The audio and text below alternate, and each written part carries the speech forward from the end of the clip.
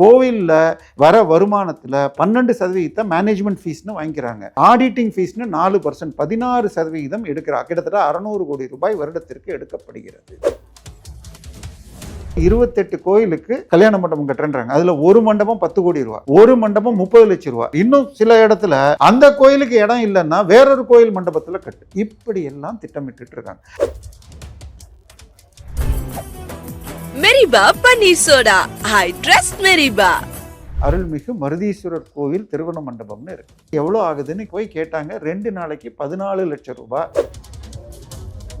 ஆனால் இது பக்தர்களுக்கு பிரயோஜனம், ஏழைகளுக்கு பிரயோஜனம்னா ஒரு வருஷம் ஃபுல்லா எத்தனை நாளைக்கு கல்யாணம் நடக்குது, அதுல செலவுகள் டெய்லி செலவு, அங்க இருக்கிற ஊழியர்கள் மற்ற செலவுகள் போக என்ன இந்த கணக்கு கொடுப்பாங்களா 2019 இருந்து இன்னைக்கு வரைக்கும்? ஏன்னா இந்த மண்டபத்துல மாசத்துக்கு ஒண்ணு கூட நடக்கல. இப்படி நடந்தால் இந்த செலவுக்கு யார் பொறுப்பு?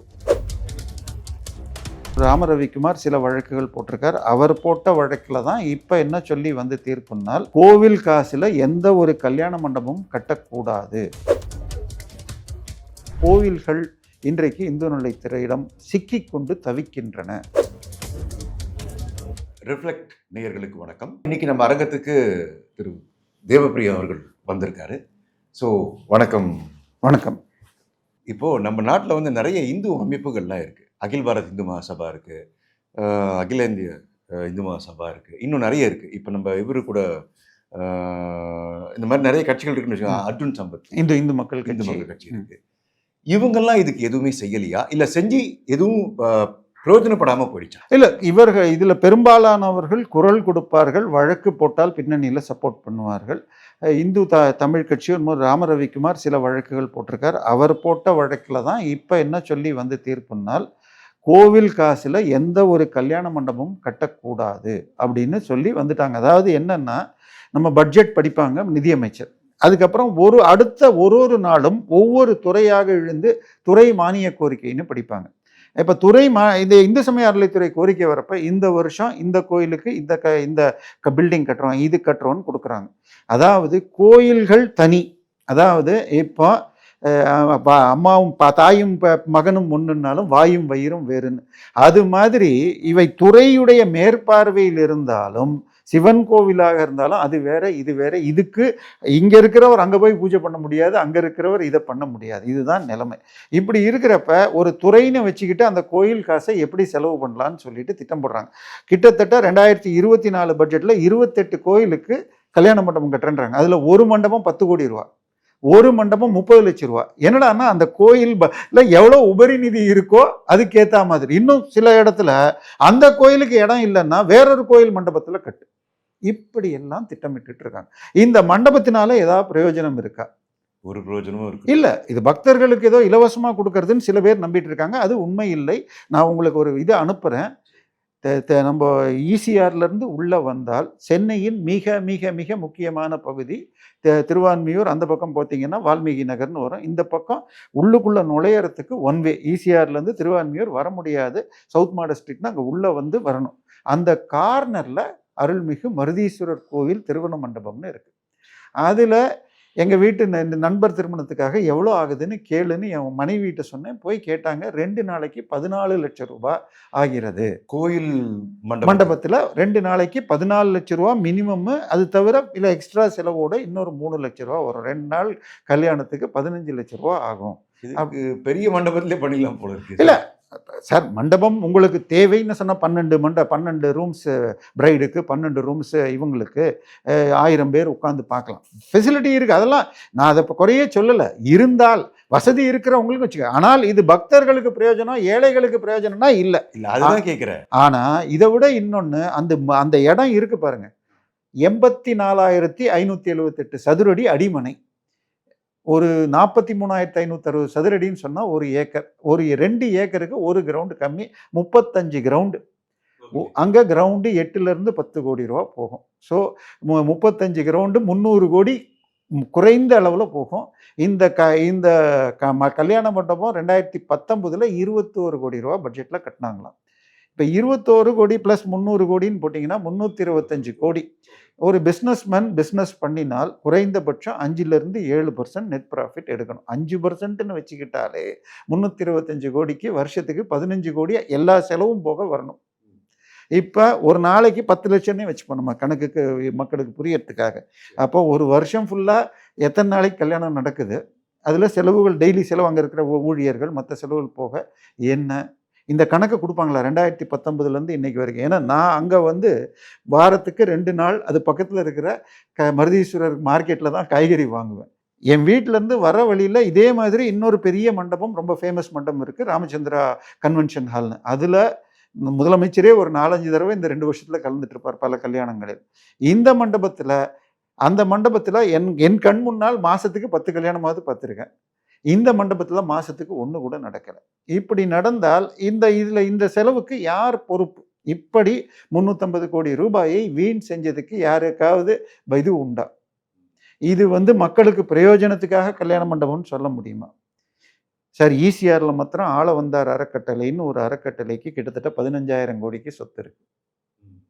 ஒரு வன்னியர் அவர் கட்டளையாக ஏற்படுத்தி வைத்தது. சார், பிரச்சனை என்னன்னா, கோவில்களை தங்களுடைய வசதிக்கு அந்த கோயில் கடையை கட்டிட்டு அதை தன்னுடைய மேற்பார்வையில் வச்சுக்கணும். இன்னொன்று, 100 வருஷத்துக்கு பழமையான ஒரு பில்டிங்கில் ஒரு சின்ன துரும்ப கூட கிள்ளி போடக்கூடாது. ஏன்னால் அவை மான்யூமெண்ட்ஸ். இது இந்திய தொல்லியல் துறை ஆணை. ஆனால் கோயிலுக்குள்ளே இவங்க என்னென்னலாம் பண்ணுறாங்க, இதை எடுத்துகிட்டு டைல்ஸ் போடுறதுலேருந்து ஆரம்பித்து என்னென்னமோ நடக்குது. நம்ம மக்கள் என்ன நினைக்கிறாங்க, இதெல்லாம் நல்லா இருக்குது. அதாவது அந்த பாறை போட்டிருந்தாங்கன்னா பெருசாக சூடு வராது. இன்னைக்கு நீங்கள் ரொம்பவும் 11-12 மணி வெயிலில் போனாலே ஒழிய 300 நாளைக்கு பிரச்சனை இருக்காது. ஆனால் இந்த டைல்ஸ் போட்டிங்கன்னா 300 நாளைக்கு இதுவும் வெறும் மழை பெய்கிற அன்னைக்கு தான் இது கூலாக இருக்கும். ஸோ இந்த மாதிரி மாற்றங்கள் செய்கிறாங்க. கோவில்கள் இன்றைக்கு இந்து நிலையத்திடம் சிக்கி கொண்டு தவிக்கின்றன. சமீபத்தில் பார்த்தீங்கன்னா இன்னொரு விஷயம் கூட கொண்டு வந்தாங்க. யார் வேணாலும் அந்த நீங்கள் சொன்ன அந்த பள்ளியில் போய் படித்தா அர்ச்சகர் ஆகிடலாம் அப்படின்றது. அது ஒரு கண்டிக்கத்தக்க விஷயமா தான் சார் என்னுடைய பார்வைக்கு படுது. இல்லை, அதாவது 2 விஷயம் இருக்குது சார். இன்னைக்கு 47,000 கோயிலில் ஒரு 2,000 அல்லது 3,000 கோயில்கள் ஆகம கோவில்கள் என்று இருக்கு. ஆகம விதிப்படி ஆகம விதிப்படி மீதி இல்லை, எல்லாமே ஆகமப்படி தான் கட்டப்படுகிறது. பட் ஆகம முறையிலேயே பூஜைகள் நடக்கிறது ஒரு 3,000 கோவில். அதாவது நீங்கள் கோயிலில் அபிஷேகம் பண்ணிட்டு தீர்த்தம் வருது பாருங்க, அந்த தீர்த்தம் வர பாதையில் ஏதாவது ஒரு அனிமல் மூஞ்சி மாதிரி இருந்தால் யாழி முகம், அந்த முகம், இதெல்லாம் ஒவ்வொரு ஆகமத்தை குறிப்பது. ஸோ ஆகமத்தை மீறி கட்டுற வழக்கம் கிடையாது. ஸ்தபதிகள் எல்லாமே ஏதாவது ஒரு ஆகமத்தை பின்பற்றுவாங்க. கும்பாபிஷேகம் பண்ணிட்டா ஆகமத்துக்குள்ள அது வந்துடுது. ஆனாலும் ஆகம அடிப்படையில் ஆகம முறையிலேயே நடப்பது ஒரு 3,000 கோயில். இதை தாண்டி மீதமுள்ள 44,000 கோவில்களில் யார் வேண்டுமானாலும் இருக்கலாம். தமிழ்நாட்டில் டாப் ஒரு 20 கோவில் கலெக்ஷன் வச்சுக்கோங்க. நம்பர் 1 பழனி, நம்பர் 2 இது சமயபுரம், அதுக்கப்புறம் இன்னும் சில கோவில்கள் இப்படி வருது. இதில் டாப் 10லேயே எடுத்தால் பெரியபாளையத்தம்மன் கோவில் வருகிறது. அதுக்கப்புறம் பார்த்தா என்னுடைய குலதெய்வம்ங்கிறது கண்ணகி முக்தி அடைந்த சிறுவாச்சூர் மதுரகாளியம்மன் கோவில்.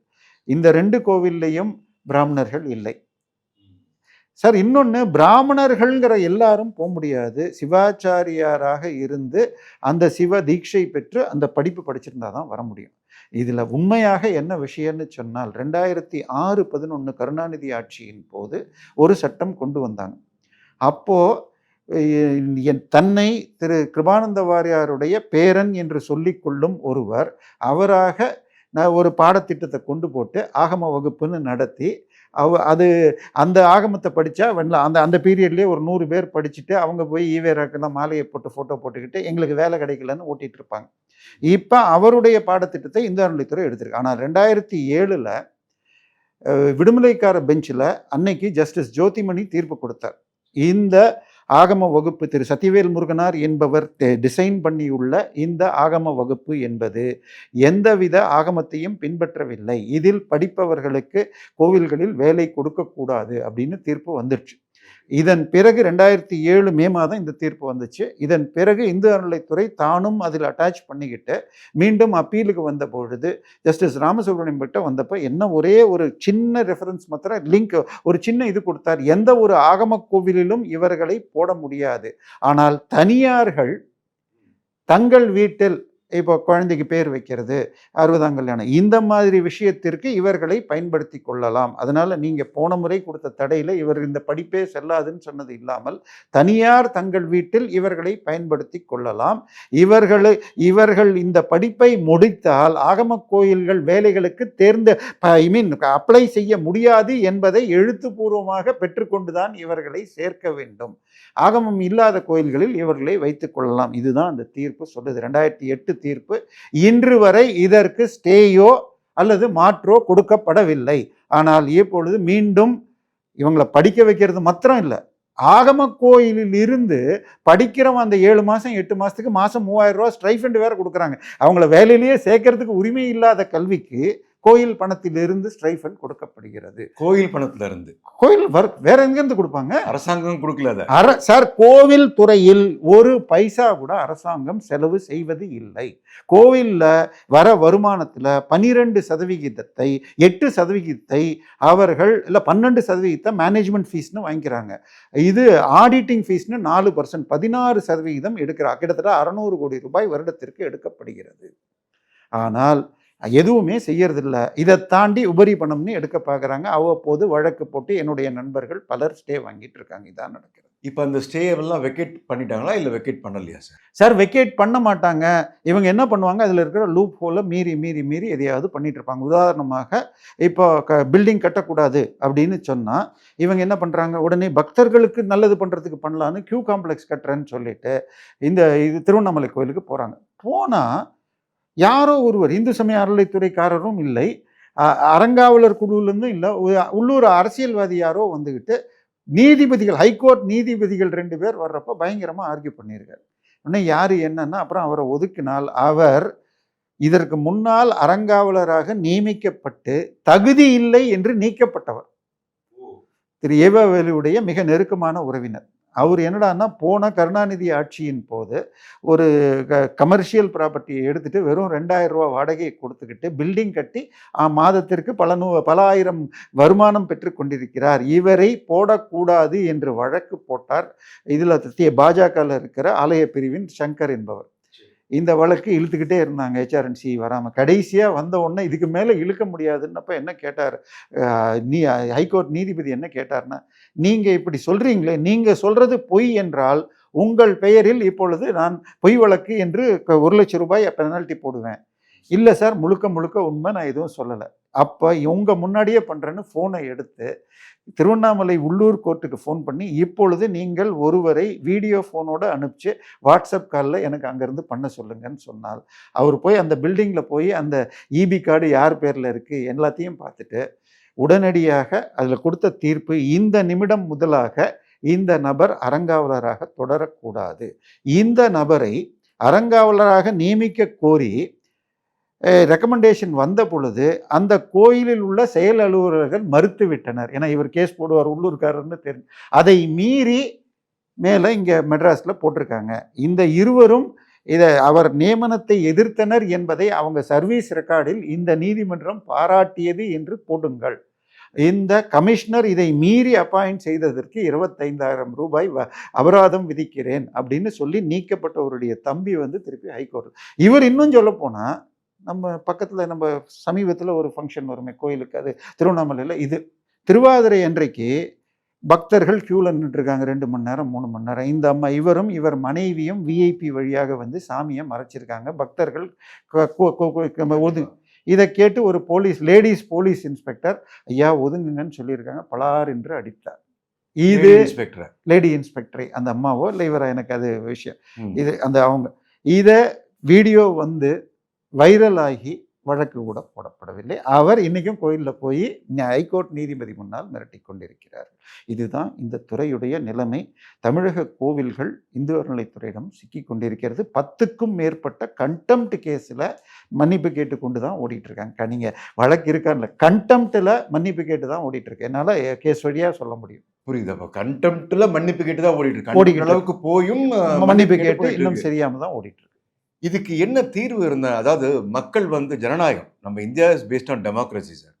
எனக்கு இது ஒரு கேள்வி உங்ககிட்ட கேட்கணுன்றது, மக்கள் இதுக்கு என்ன செஞ்சா தீர்வு வரும் நீங்க உங்க கண்ணோட்டத்துல சொல்ல முடியுமா? இந்து சமய அறநிலைத்துறை சட்டமே என்ன சொல்லுதுன்னா, கோவில்களை அறங்காவலர்கள் தான் நியமனம். இது பண்ணணும், நிர்வாகம் பண்ணணும்.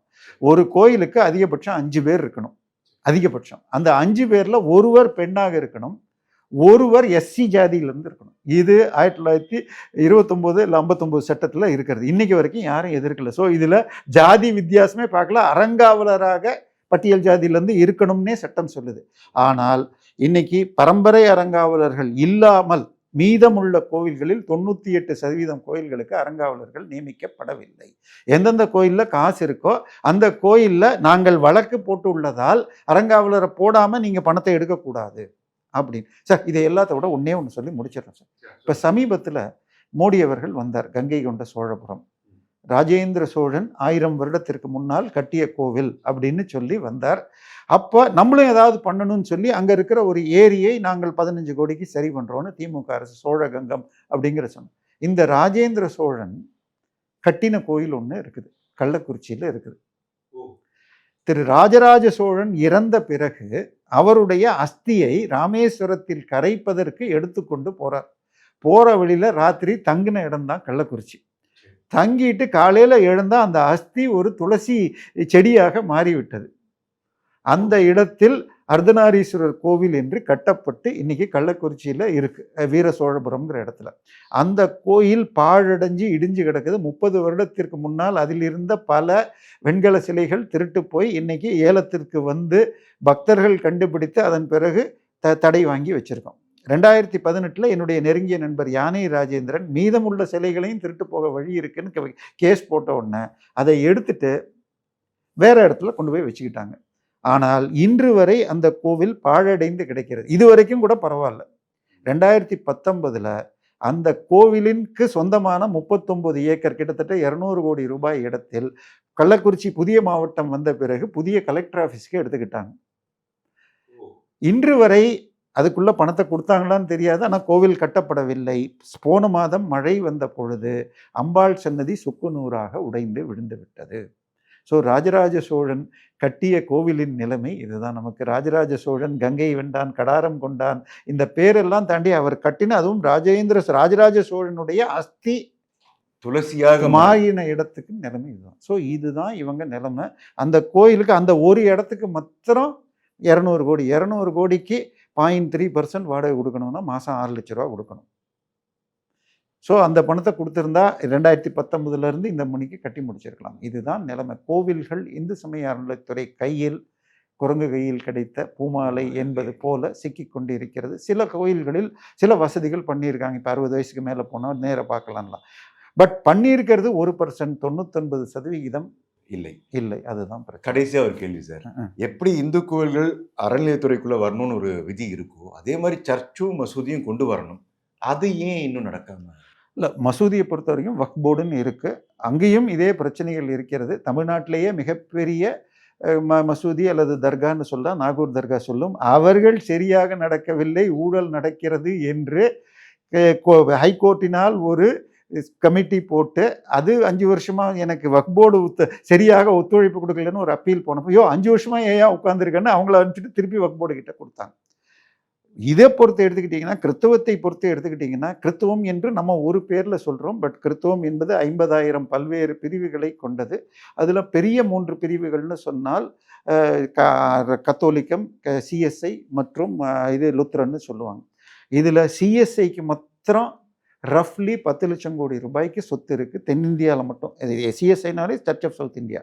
அங்கே பிஷப்புகளை தேர்தல் அந்த பக்தர்கள் அவங்க சர்ச் மெம்பர்கள் தேர்ந்தெடுத்து நடத்துகிறோம், அதில் ஊழல் நடக்கிறது என்று வழக்கு போட்டு ஒரு வருடம் முன்பாக சென்னை உயர்நீதிமன்றம் சிஎஸ்ஐக்கில் இருக்கிற 29 மறைமாவட்டங்களுக்கும் சேர்த்து சென்னையில் 2 ஓய்வு பெற்ற உயர்நீதிமன்ற நீதிபதிகள் மேற்பார்வை பார்ப்பார்கள். அவர்களுக்கு மாதம் 10 லட்சம் ரூபாய் சம்பளம். ஒரு மறை மாவட்டத்திற்கும் ஓய்வு பெற்ற மாவட்ட நீதிபதிகள் அவங்களுக்கு 3 லட்சம் போட்டாங்க. இந்த 2 பேரை நியமித்த உடனே கேஸுக்கு போய் ஸ்டே வாங்கி இவர்கள் 1 வருடமாக சம்பளம் வாங்கி கடைசியில் உச்சநீதிமன்றம் இப்பொழுது அவர்கள் போட்டது செல்லும், தேர்தல் அவர்கள் தான் நடத்தணும்னு போயிட்டு இருக்கு. இது லுத்ரன் சபையை எடுத்துக்கொண்டால் உங்களுக்கு வந்து அதில் ஏற்கனவே பல ஊழல்கள் நடக்கிறதுன்னு 2017 18 நீதிபதி ஹரி பரந்தாமன் அதனுடைய அட்மினிஸ்ட்ரேட்டராக மாதம் 1,00,000 நியமிக்கப்பட்டார். இப்போ எவ்வளோ சம்பளம் வாங்குறாருன்னு எனக்கு தெரியாது, இன்க்ரிமெண்ட் வந்திருக்கும்.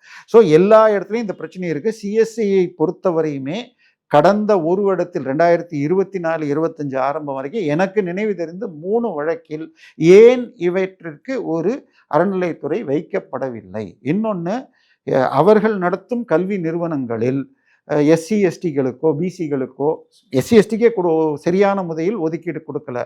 அதை தாண்டி அவை நடப்பது முழுக்க முழுக்க மக்களின் வரிப்பணத்தில், 90% இந்துக்களுடைய வரிப்பணத்தில்.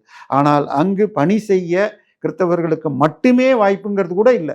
இதை தாண்டி கிறித்தவத்திலேயே வேறு பிரிவு கிடையாதுன்னு இருக்கு. எனக்கு பல அட்வர்டைஸ்மெண்ட் நான் வச்சிருக்கேன். இந்த இதிலிருந்து எனக்கு இதில் சிஎஸ்ஐ அல்லது இதிலிருந்து தான் இருக்கணும் அப்படின்னு அவங்க உள்பிரிவு உட்பட போட்டு தடுக்கிறாங்க.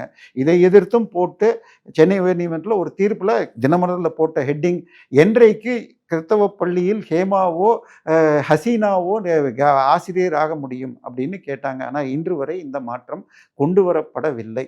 எனவே ஊழல்கள் எல்லா இடத்துலையும் மலிஞ்சிருக்கு. ஆனால் அங்கே கை வச்சா மொத்தமாக ஓட்டு, சிறுபான்மையினர் ஒன்று சேர்ந்து சர்ச்சு சொல்கிறபடி தான் ஓட்டு போடுவாங்க அப்படிங்கிறதுனால அங்கே, ஏன்னா நாங்கள் போட்ட பிச்சைன்னு ஒரு பாதிரியார் பேசினார்.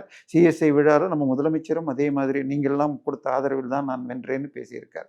அதனால அங்கே ஸ்டெப் எடுக்கிறதுக்கு தைரியம் வரும் என்ற நம்பிக்கை இல்லை. இன்னும் சொல்லப்போனால் கன்னியாகுமரியில் ஆர்சி சர்ச்சுக்குள்ள கணக்கு வழக்குகள் சரியில்லை, தன்னுடைய மனைவி அங்கே வேலை செஞ்சவங்களையும் இவரை எப்படி எழுதுறாருன்னு சொல்லிட்டு பிஹெச்டி படித்து அவரோட வேலையிலேருந்து நீக்க, உன் மனைவிக்கு திருப்பி வேலை கொடுக்குறோம், அவரை வந்து பேச சொல்லு என்று அழைத்து சர்ச் காம்பவுண்டில் உள்ள பாதிரியாரின் குவார்ட்டர்ஸில் வைத்து அயன் பாக்ஸினால் திமுக உள்ளூர் தலைவரால் வைத்து கொண்டு பாதிரியாரும் அவரும் அடித்து கொன்று இந்த பாதிரியார் கைதான வழக்கு. ஆனால் அதுக்கு பிறகு 1 வருஷமாக ஒன்றும் நடக்கலை. இது எல்லா பிரிவிலும் இந்த பிரச்சனைகள் இருக்கிறது.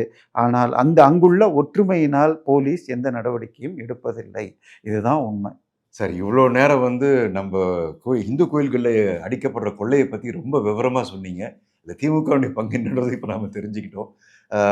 இது மக்களுக்கு போய் சேர்றது அப்படின்றது வந்து ரொம்ப முக்கியமான விஷயம் சார். அதுக்கு நீங்கள் இவ்வளோ பொறுமையாக அரங்கத்துக்கு வந்து விளக்கம் கொடுத்ததுக்கு ரொம்ப நன்றி.